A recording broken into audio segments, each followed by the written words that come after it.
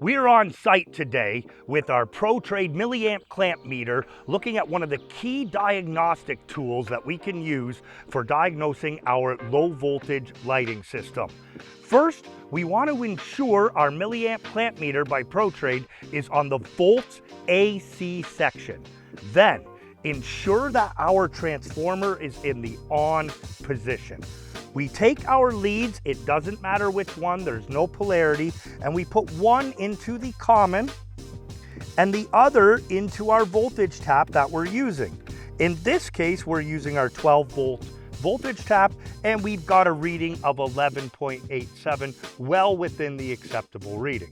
Then our transformer digitally manipulates the power to be able to provide multi-taps. We can see we have a 13 volt, 14 volt, and 15 volt tap options, all which are reading optimally by our Milliamp clamp meter.